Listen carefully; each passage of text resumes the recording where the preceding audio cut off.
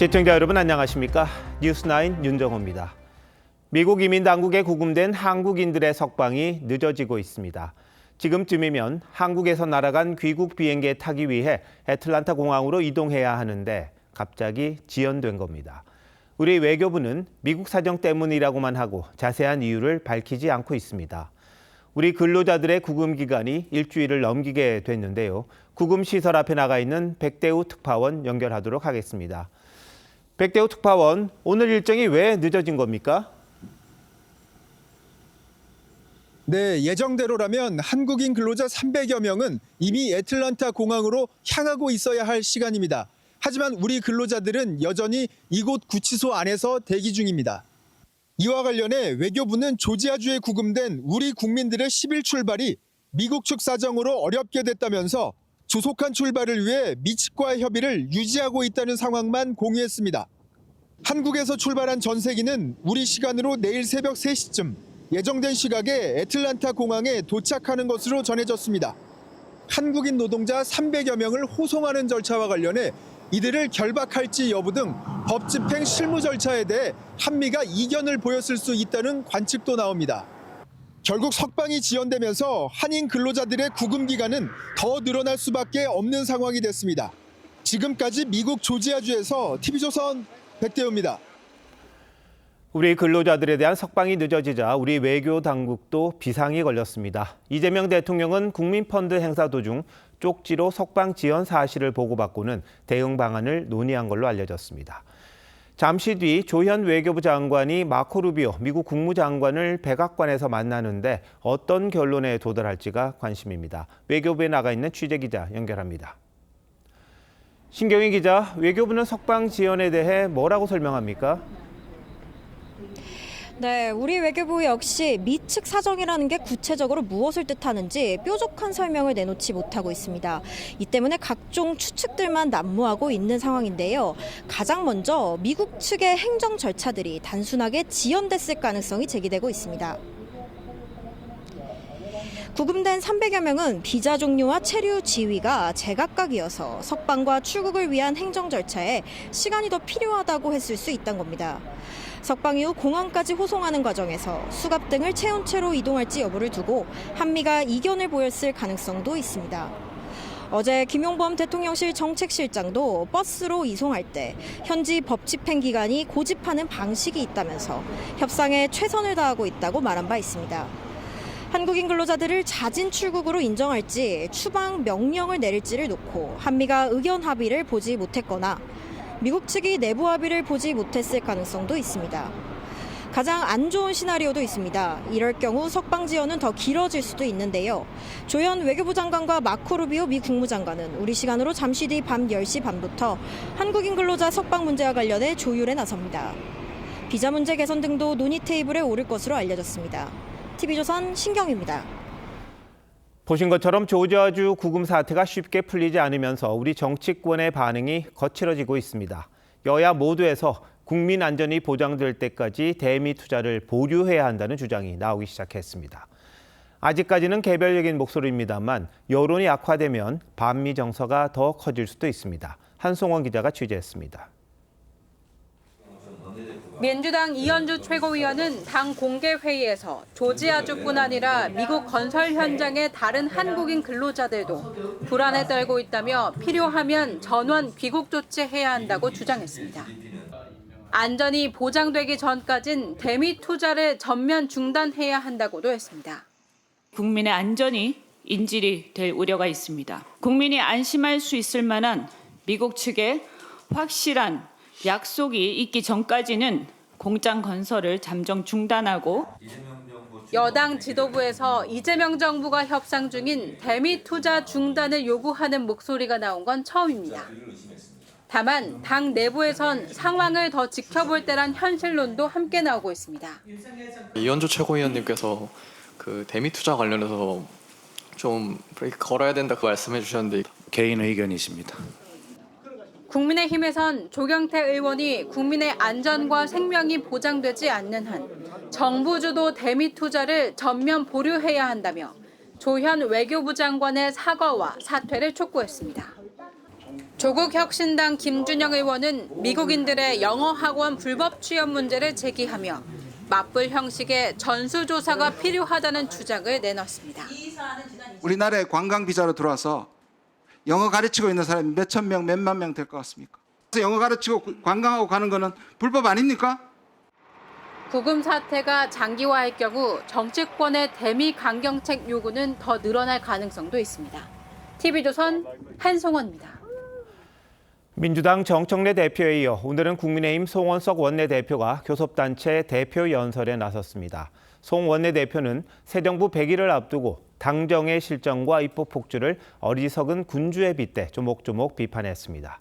다만 이른바 사법개혁 등에 대해선 대화와 협상을 제안했지만 여당 반응 싸늘했습니다. 장윤정 기자가 정리했습니다.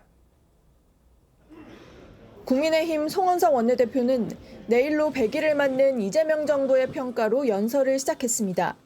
한마디로 혼용 무도, 어리석은 군주가 세상을 어지럽게 만든 시간이었습니다.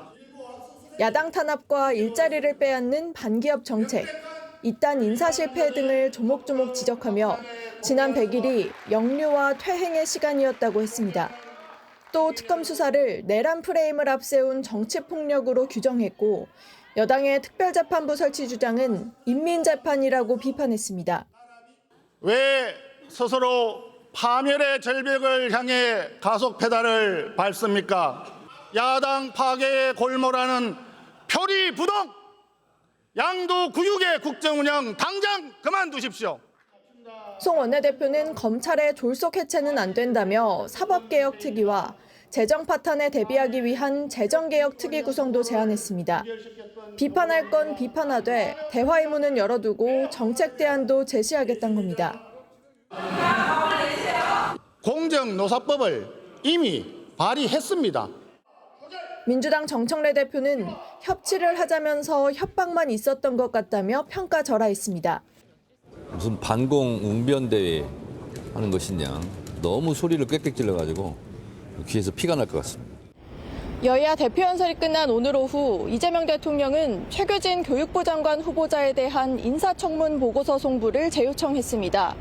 장동혁 대표의 5대 요구를 수용하지 않은 셈이라 협치가 더 어려워질 거란 우려가 나옵니다. TV조선 장윤정입니다.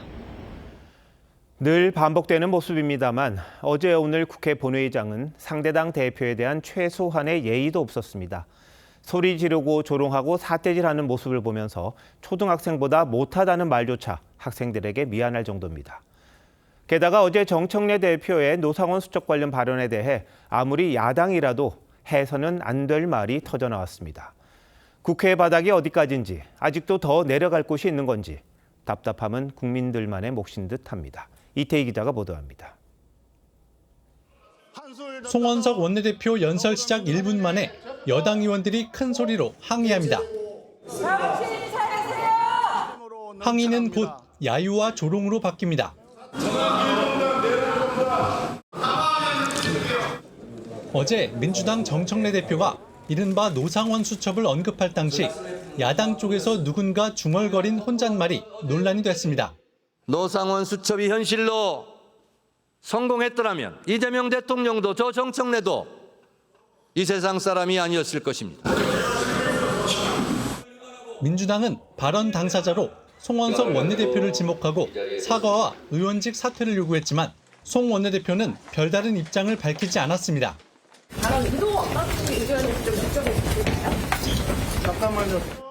본회의장에서의 품격 논란은 교섭단체 대표 연설 때마다 반복되는 문제입니다.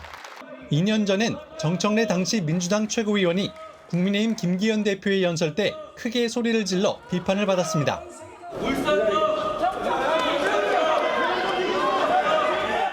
어제 오늘 본회의장 방청석엔 학생들과 미국 시민단체 관계자들도 있었습니다. 비판과 고함으로만 오늘 얼룩진 본회의장 모습을 우리 국민들이 어떻게 봤을지 반성적으로 성찰할 필요가 있다고 생각합니다. 여야는 2년 전 대통령 시정연설과 교섭단체 대표 연설 땐 본회의장에서 고성과 야유를 하지 않기로 합의했지만 지켜지지 않고 있습니다. TV조선 이태희입니다. 민주당 최민희 의원이 친여 성량 유튜버 김어준 씨를 비판하거나 내란 특별재판부 설치 입법에 반대 목소리를 낸 의원들을 저격하는 글을 의원 단체 대화방에 올려 내부가 시끄럽습니다. 이후 자신의 글이 기사화되자 유출자를 색출해달라는 취지의 글까지 올렸습니다. 이런 가운데 특별재판부의 위헌성을 지적했던 박희승 의원은 사과하기도 했다는데 무슨 일이 있었던 건지 황정민 기자가 알아봤습니다. 국회 본회의장에서 포착된 민주당 의원들 단체 대화방입니다. 최민희 의원이 내가 여기에 올린 글들이 어느 언론에 나오는지 한번 보겠다며 자신의 메시지가 유출된 상황을 문제 삼는 내용이 담겼습니다. 발단은 곽상원 의원이 SNS에 유튜브 권력이 정치 권력을 휘두르고 있다며 김어준 씨 등에게 머리를 조아릴 생각이 없다고 쓴 글입니다. 당 의원 다수가 앞다퉈 김 씨 유튜브에 출연하는 상황을 지적한 겁니다. 이를 두고 최 의원이 단체 대화방에서 말을 바로 하라, 구체적으로 어떻게 김어준 씨에게 휘둘렸다는 건지 열거해보라고 공개 저격했다는 내용이 언론을 통해 알려졌습니다. 최 의원은 당 지도부에 유출자를 색출해달란 취지의 글도 올린 걸로 전해졌습니다. 당 내에서 여러 가지 의견이 있는 것은 아주 자연스러운 일입니다. 최 의원은 내란 특별재판부 추진의 위헌성을 지적했던 박희승 의원에게도 불만을 제기한 걸로 알려졌는데 박 의원은 이후 위헌성을 지적하는 과정에서 계엄에 비유한 건 적절치 않았다고 사과했습니다. 당내에선 다양한 견해를 수용하지 못하는 분위기에 대한 우려의 목소리도 나옵니다. TV조선 황정민입니다. 여야가 극한 대립을 이어가는 와중에 일부 합의도 있었습니다. 이른바 더 센 특검법을 두고 이틀간의 협상에서 여당이 야당 요구 일부를 수용하기로 한 건데요. 야당은 위원장을 맡고 있는 정무위에서 정부 조직 개편안 처리에 협조하기로 했습니다. 김창섭 기자의 보도입니다. 이른바 더 센 특검법과 관련한 이틀째 협상은 4시간 30분가량 이어졌습니다. 민주당은 3대 특검 수사 기간을 더 늘리지 말자는 국민의힘 요구를 받아들였습니다. 대신 국민의힘은 윤한홍 의원이 위원장을 맡고 있는 정무위에서 정부조직법 개편안 처리에 협조하기로 했습니다. 더불어민주당은 3대 특검법 개정안에 대한 국민의힘의 수정 요구를 수용한다. 국민의힘은 금융감독위원회 설치와 관련된 법률 재개정에 최대한 협조한다. 이에 따라 특검 수사 기간을 30일 더 늘리는 내용은 제외하고 최대 30명까지 늘릴 수 있게 한 파견 인원 증원도 최소화하기로 했습니다. 일단 10명은 넘지 않을 것으로 봅니다. 특검 활동 종료 뒤 국가수사본부로 사건을 넘긴 뒤에도 특검이 수사를 지휘한다는 내용도 빠질 예정입니다. 앞서 1심 재판 중계를 의무화한 조항은 법원 행정처가 위헌성을 지적하자 민주당이 자체적으로 조건부 허용으로 수정한 바 있습니다. 재판장의 판단으로 이렇게 중계할 수 있도록 이렇게 하겠다라는 것도 이제 합의를 했습니다. 여야는 수정된 특검법 개정안을 내일 본회의에서 처리할 계획입니다. 국민의힘 권성동 의원의 체포동의안 표결도 내일 함께 진행됩니다. TV조선 김창섭입니다. 국회 법사위에서 여당 주도로 관봉권 띠지 분실 사건 관련 입법 청문회를 또 열기로 했습니다. 검찰 폐지 관련 법안 본회의 처리에 앞서 검찰의 부실 수사 실체를 밝혀보겠다는 건데 지난 1차 입법 청문회 때 증인 호통친 것만 기억에 남는데 뭘 더 하려는 건지 이채림 기자가 알아봤습니다.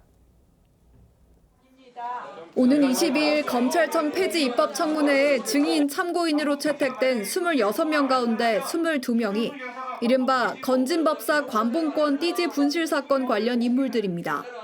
증거인멸의 가능성에 대해서 그 진실을 규명하는 것이 검찰개혁의 정당성을 입증하는 중요한 사례다.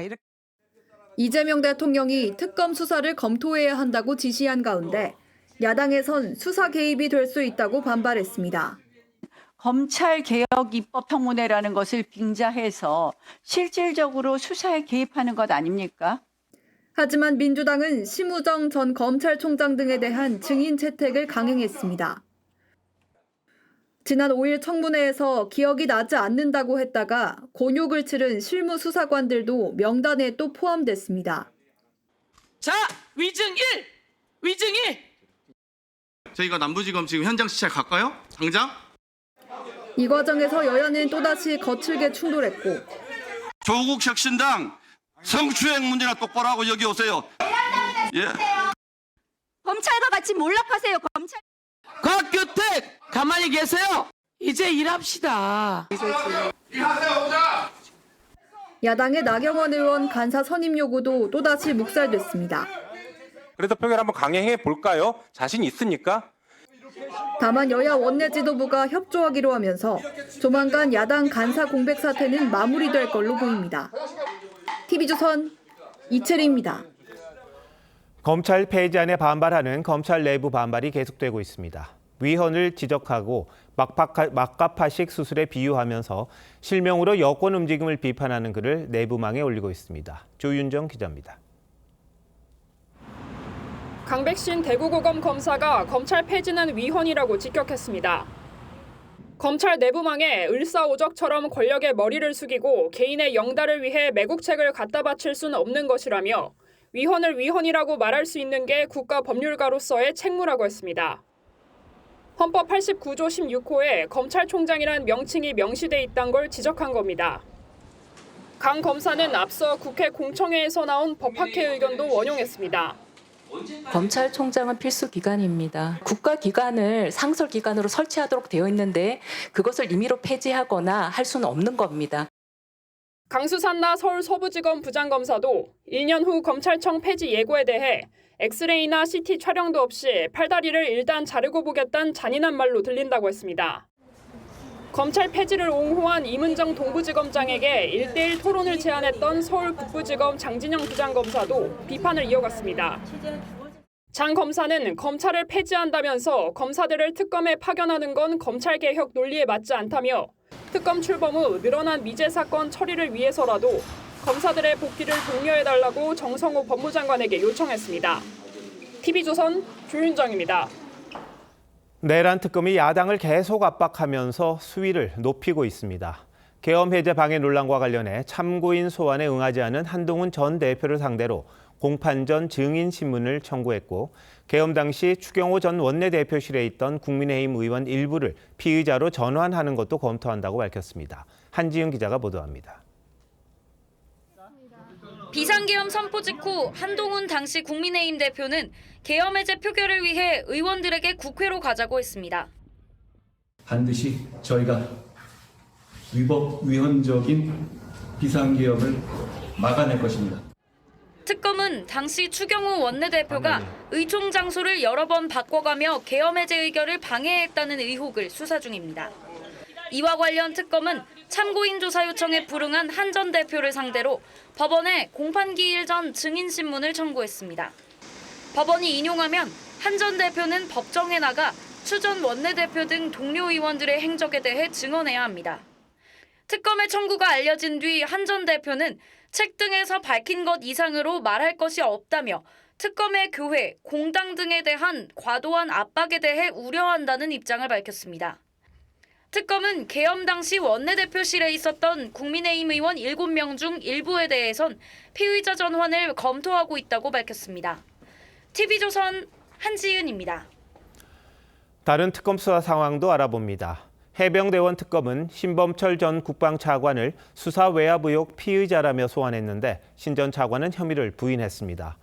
김건희 여사 특검이 문제 삼는 이우한 화백 그림에 대해 김상민 전 검사는 김 여사 오빠 돈으로 샀다고 주장하고 있습니다. 이광희 기자입니다. 신범철 전 국방부 차관이 해병대원 특검에 출석합니다. 대통령실에서 수사기록 회수 개입한 건 알고 계셨나요? 나중에 다 진실은 밝혀질 거라고 생각해요. 특검은 신 전 차관이 수사 외압 의혹의 핵심 피의자라고 했지만 대통령실 및 국방부, 해병대 주요 관계자들과 긴밀히 논의를 주고받은 핵심 당사자입니다. 신 전 차관은 모든 혐의를 부인했습니다. 특검은 지난해 공수처 수사를 받던 중 호주 대사로 임명돼 도피성 출국을 한 의혹과 관련해 이종섭 전 국방장관을 17일 참고인으로 소환했습니다. 김 여사 측에 이우한 화백의 그림을 주고 공천 청탁을 한 혐의를 받는 김상민 전 검사는 김 여사 오빠 돈으로 샀다고 주장했습니다. 그림 구매한 자금 출처는? 김진우 씨로부터 받은 자금이라는 말씀만 드리고 싶습니다. 특검은 통일교 청탁 의혹과 관련해 건강상 이유로 소환에 불응한 한학자 총재에게 15일 출석을 재차 통보했습니다. 도이치모터스 주가 조작과 공천 개입 등 혐의로 기소된 김 여사의 첫 재판은 오는 24일 열립니다. TV조선 이광희입니다. 수도권을 중심으로 발생한 KT 무단 소액 결제 피해 건수가 280건에 육박하는 걸로 파악됐습니다. 정부는 불법 초소형 기지국이 범행에 활용됐을 걸로 보고 있습니다. 이게 어떤 건지 먼저 윤우리 기자가 설명하겠습니다. 휴대전화 신호를 잡아주는 장치 펨토셀입니다. 가정용 공유기와 크기가 비슷해 소규모 사무실이나 가정에서 통신 품질이 떨어질 때 주로 사용합니다. 다만 일반 기지국이 최대 반경 20km까지 작동하는 반면 펨토셀은 반경 20-30m 이내에서만 통신을 지원해 범위가 제한적입니다. 쉽게 말해 초소형 이동통신 기지국인 셈인데 이 장치가 불법으로 사용되면 상황은 달라집니다. 펨토셀을 통해 이용자들의 휴대전화 신호를 가로채면 ARS 인증 문자 등을 탈취해 소액 결제 정보를 빼돌릴 수 있기 때문입니다. 민간합동조사단은 KT 소액 결제에 이 같은 방식이 활용됐을 가능성에 주목했습니다.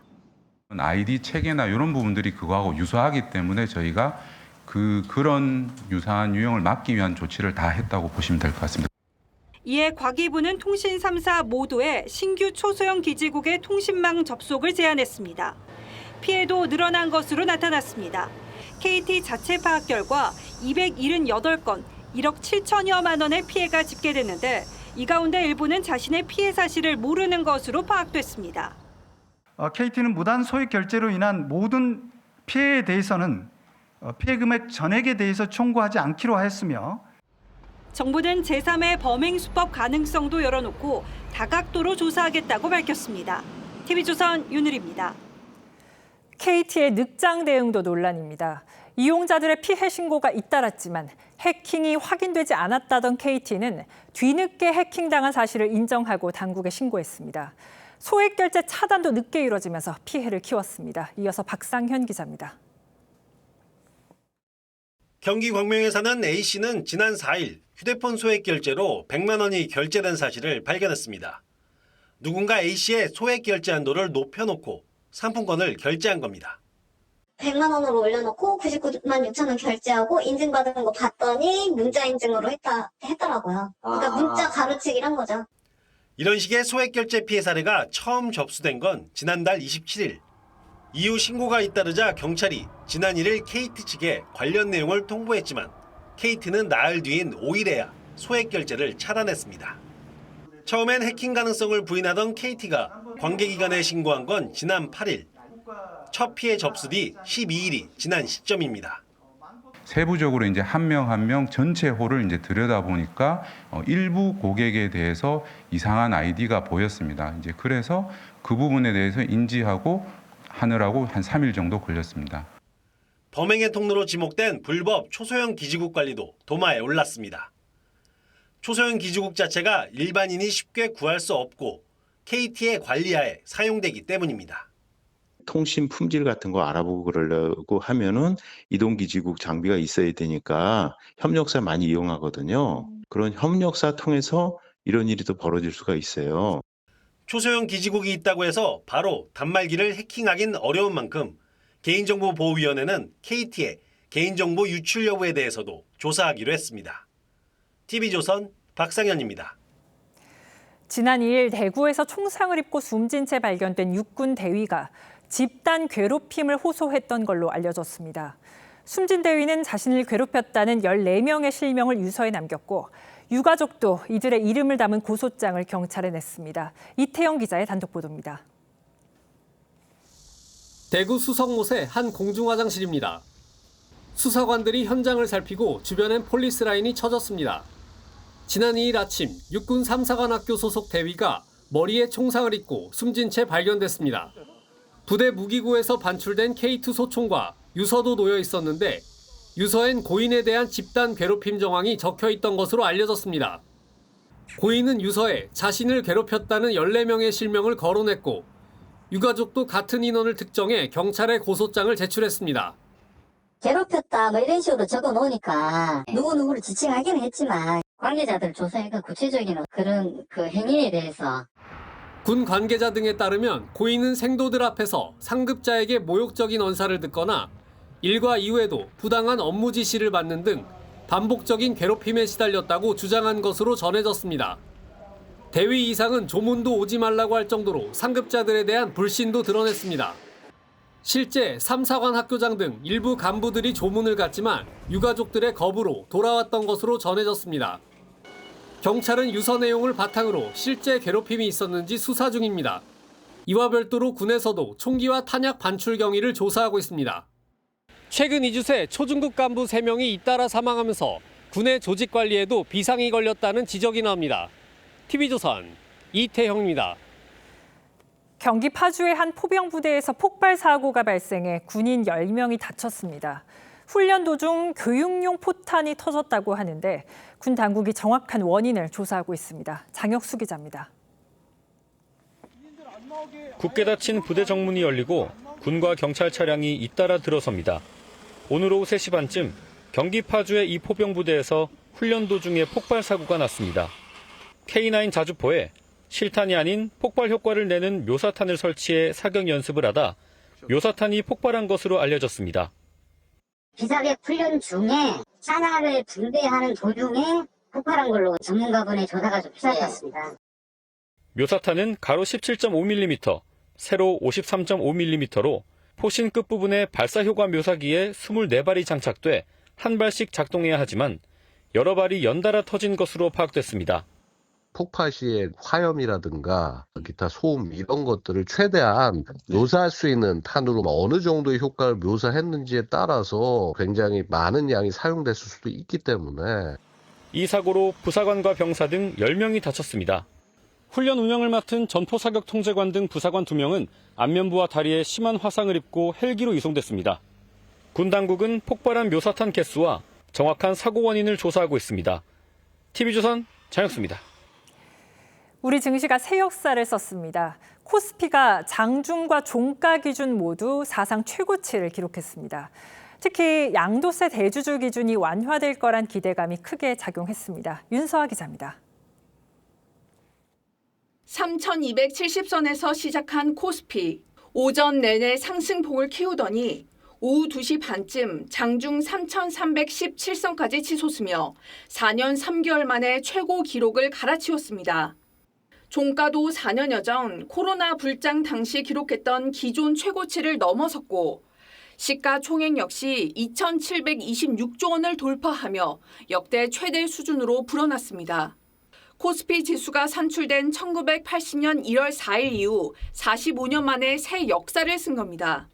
이제 코리아 디스카운트 해소가 상당 부분 지금 이루어지고 있고 전반적으로 새 정부 들어서 기업 지배구조 개선이 본격적으로 추진되고 있는 부분들을 시장에서는 긍정적으로 평가되는 게 외국인과 기관이 2조 5천억 원 넘게 사들이며 지수 상승을 이끌었고 삼성전자와 SK하이닉스를 비롯한 반도체주와 금융증권주가 일제히 강세를 보였습니다.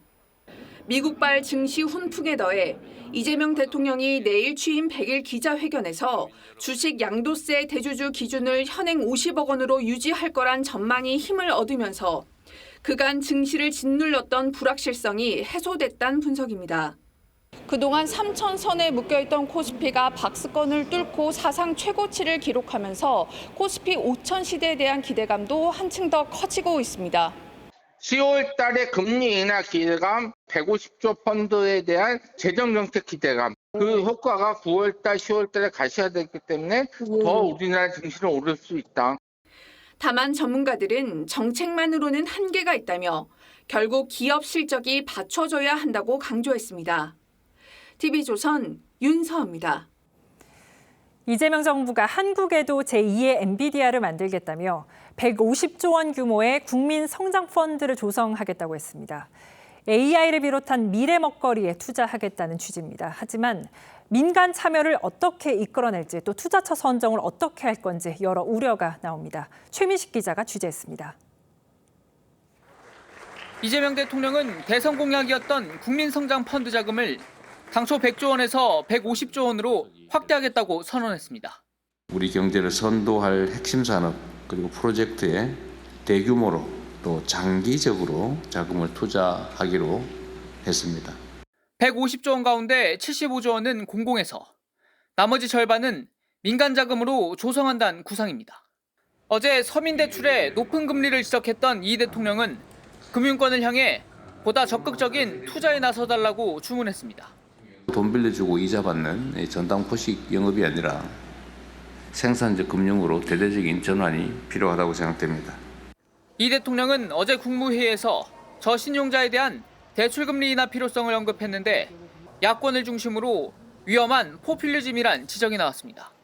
민간 금융권에선 국민성장펀드에 떨떠름한 반응도 나옵니다. 한 금융권 관계자는 서민금융안정기금 등 최근 정부가 민간에 출연을 요구하고 있는 분야가 여럿이라며 시중은행과 기업이 75조 원을 투자할 만한 여력이 있는지 의문이라고 지적했습니다. 투자 전문가들이 운용하는 민간 펀드에 비해 수익률이 낮을 거란 우려도 있습니다. 이걸 누가 고르느냐, 누가 이걸 하느냐가 이 투자의 성패를 가름한다고 생각을 합니다. 이명박 정부의 녹색펀드, 박근혜 정부의 통일펀드, 문재인 정부의 뉴딜 펀드 등 역대 정부 주도 펀드들은 모두 수익률이 예상치를 밑돌았습니다. TV조선 최민식입니다. 이재용 삼성전자 회장의 장남이 이달 해군 장교로 입대합니다. 미국 시민권을 포기하고 군 입대를 선택한 겁니다. 재계 오너 3세, 4세들이 충실하게 병역을 이행하는 사례가 늘고 있습니다. 윤수영 기자가 보도합니다. 이재용 삼성 회장의 장남 지호 씨. 이 회장이 미국에서 유학 중이던 지난 2000년 뉴욕에서 태어나 한국과 미국 국적을 모두 갖고 있습니다. 성인이 되면서 자연스럽게 병역과 국적 선택에 관심이 쏠렸는데 삼성그룹은 지호 씨가 오는 15일 해군에 입대해 39개월간 장교로 복무할 계획이라고 밝혔습니다. 일반 사병이 아닌 장교로 복무할 경우엔 이중 국적이 허용되지 않아 미국 국적도 포기하기로 했습니다. 최근 재계 오너 3, 4세 중에는 병역으로 노블레스 오블리주를 실천하는 사례가 늘고 있습니다. 최태원 회장의 둘째 딸인 민정 씨는 해군의 자원 입대해 장교로 복무했고 이규호 코오롱그룹 부회장은 미국 시민권을 포기하고 육군을 만기 제대했습니다.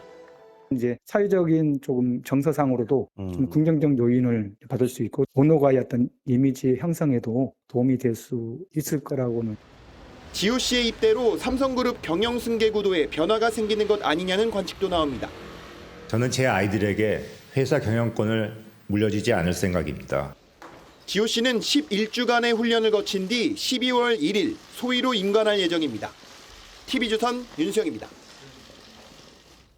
최근 들어 미성년자에 대한 유괴 시도가 부쩍 늘고 있습니다. 어제와 오늘 인천, 대구, 제주 등에서 비슷한 사건들이 일어났는데 제주의 경우 학교를 마치고 돌아가는 초등학생에게 접근해 차량에 태우려다 실패한 일이 있었습니다. 김태준 기자의 보도입니다.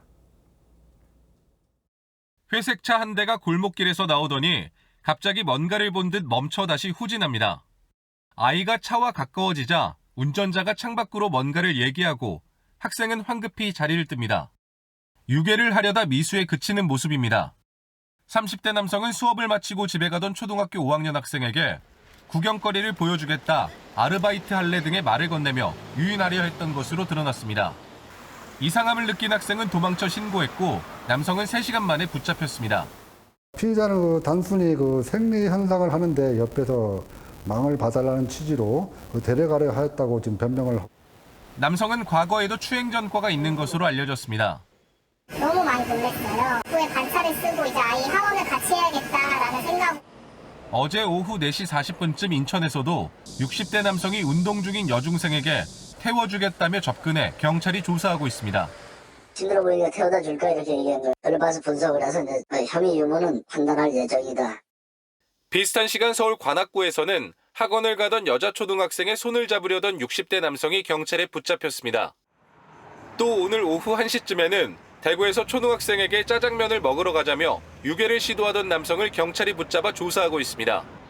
TV조선 김태준입니다. 8, 90년대만 해도 어린아이 유괴 참 많았습니다.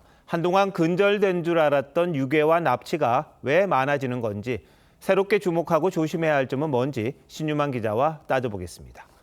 자, 신 기자, 미성년자 유괴 실제로 많아졌습니까? 네, 실제로 늘어나고 있습니다.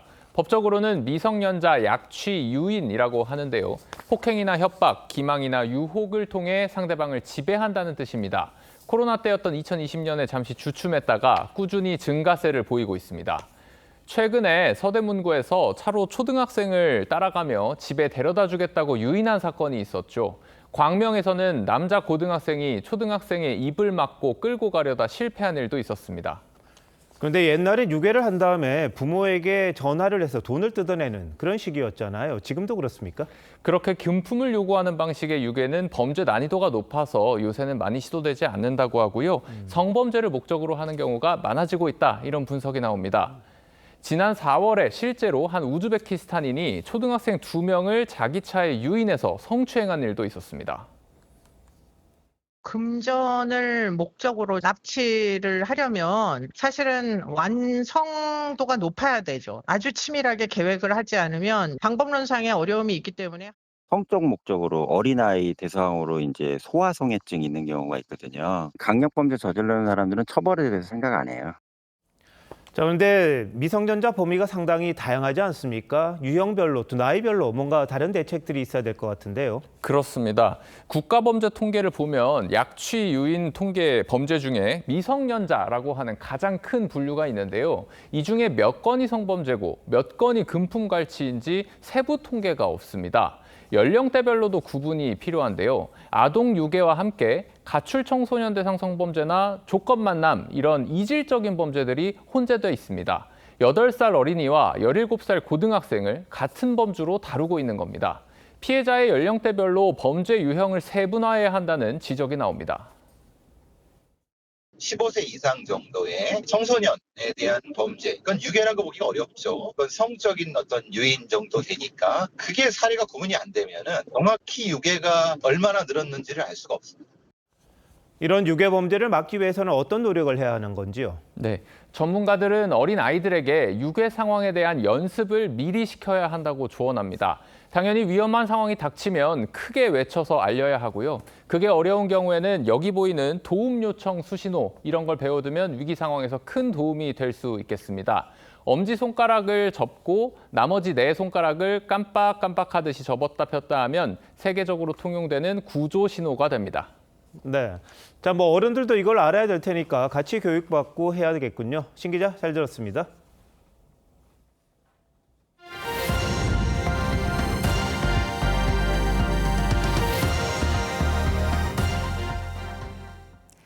실종자를 찾거나 범인을 잡을 때 CCTV 화면을 분석합니다. 수십 대, 많게는 수백 대의 CCTV를 경찰이 일일이 확인하는데 시간이 꽤 걸립니다.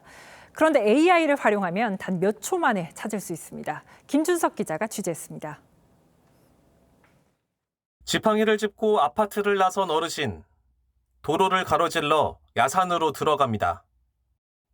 경찰은 CCTV를 추적해 실종된 이 노인을 76시간 만에 찾아냈습니다.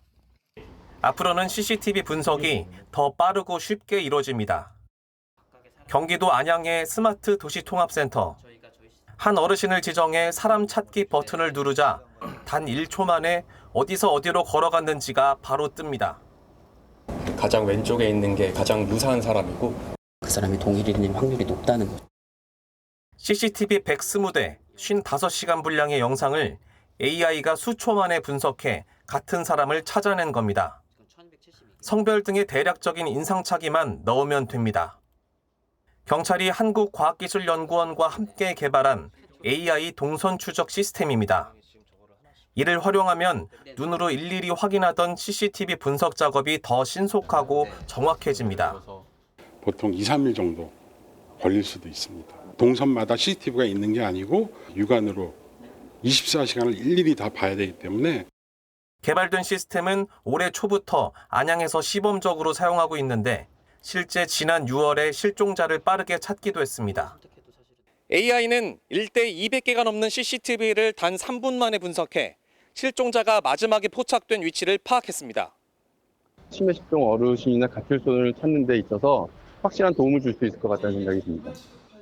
법적인 보완이 이뤄지면 범죄 용의자 추적에도 적용이 가능합니다. TV조선 김준석입니다. 손소독제를 보관하던 미국 뉴욕주의 한 창고에서 큰 불이 났습니다. 손소독제의 알코올 성분이 시냇물로 흘러들면서 불은 물 위로도 옮겨 붙었습니다. 이정민 기자입니다.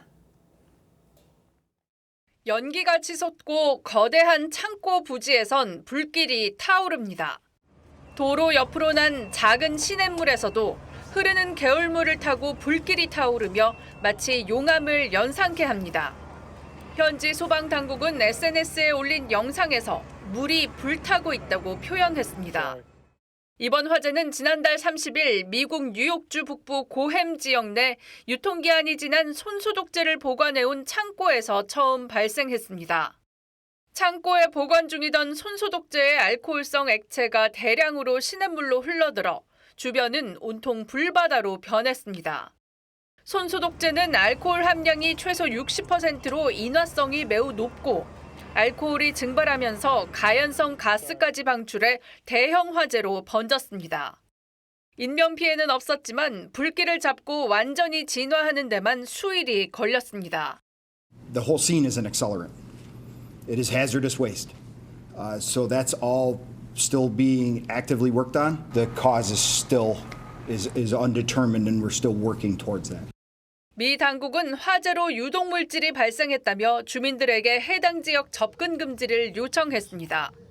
주변 지역에도 연기를 흡입하지 않도록 창문과 문을 닫으라고 권고했습니다.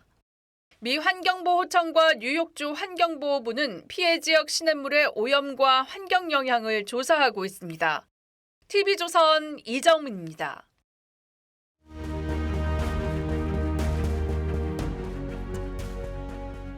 너희들아 우렁이 뜨고 싸워! 와야라! 지르고! 16세기 말 전 일본을 호령하던 오다 노부나가는 믿던 가신이었죠. 아케치 미치히데의 칼에 무너졌습니다. 권력은 언제나 안에서 썼고 안에서 무너지는 법이죠. 정치의 세계에서 배신은 또 흔한 일이기도 합니다. The Prime Minister, and after more than 2 decades together, that instinct of loyalty is still very real, and of loyalty to what I perceive to be the true interest of this nation. That conflict of loyalty has become all too great. 철의 여인 마그릿 대처도 그랬습니다. 대처리즘의 신봉자로 20년간 충성하던 부총리 제프리 하우가 반기를 들었습니다. 소극적 유럽 정책을 시대착오적 망상이라며 물러나자 11년 집권이 한순간에 끝났습니다. 한국 정치에도 보기 드문 장면이 펼쳐지고 있습니다. 절대 권력 대통령에 대드는 듯한 여당 대표 때문입니다. 며칠 전 이재명 대통령은 여야 지도부와 만나 협치를 당부했었죠. 국민들도 모처럼 기대했습니다. 그런데 하루도 안 돼 민주당 정청래 대표가 전쟁 같은 말만 40번 가까이 쏟아냈습니다. 내란 세력과 단절하지 못하면 위헌정당 해산 심판의 대상이 될지도 모릅니다. 제1야당에 대한 선전포고입니다. 대통령의 성의를 이렇게 무시하는 게 대한민국 정치에서 가당키나 하냐는 말이 나옵니다. 더구나 정권 초기 100일도 안 된 힘 있는 대통령 아닌지요. 검찰개혁도 신중한 추진을 당부했는데 정 대표는 간단히 무시하는 듯합니다. 추석 귀향길 뉴스에서 검찰청은 폐지되었다. 당에서는 최선을 다하겠습니다. 여당 대표가 아니라 여의도 대통령 같다는 말이 나올 법도 합니다. 국민 주권은 민주주의의 신성한 원칙입니다. 하지만 이를 빙자해 강성 지지층만 대변하고 다수의 힘으로 소수를 찍어 누르면 그건 또 다른 독재일 뿐입니다. 배려와 존중의 미덕이 없는 정치는 국민까지 삭막하게 만듭니다. 강성 팬덤만 믿다가 큰 코 다칠 일이 없으란 법이 없습니다. 9월 10일 윤정호 앵커 칼럼 누가 주인인가 였습니다.